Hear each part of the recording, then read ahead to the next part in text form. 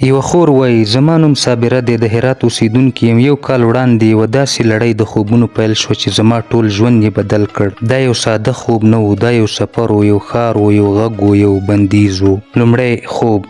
یوه شپه ما ولیدل چې زه د یوې ښکلې سپینې دروازې مخې ته ولاړه یم. دروازه خلاصه شوه او یو نااشنا خو نرم غږ راته وویل: صابرې، تا ته بلنه درکړل شوه، راشه. زه ورننوتم. مخکې مې یو ښار و، ټول سپین پاک، بې له دوړو او شور.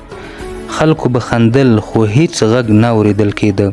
هر څه بې صدا خو ښکلي وو.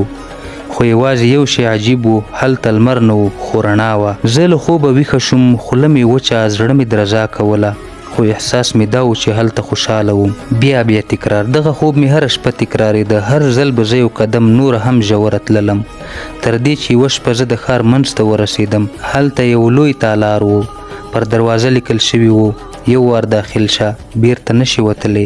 خو زه لاړم. په تالار کې یو پیروزوین سړی ناست و، سپین لباس یې اغوستی و، سترګې یې داسې ښکارېدې لکه څو زره کاله زړې تجربې پکې پرتې وي. هغه راته وکتل، ویې ویل: صابرې، ته لا وختي راغلې یې، بیرته ولاړه شه، خو خبره اوسه چې هر څه به بدل شي. زما د خولې چیغه ووتله او ویښه شوم وروسته له خوبه.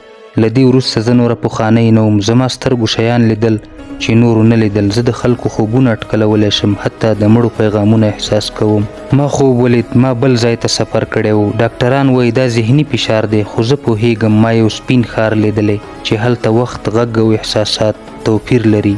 پایله: آیا دا جنت و که د خوبونو یو بنده دنیا؟ آیا انسان کولی شي لاړ شي یو بل ابعاد ته یوازې د خوب له لارې؟ زه تاسو ته وایم هر خوب یو پیغام لري. که هغه درته بیا راځي نو پوه شه دروازه پرانیستل شوې.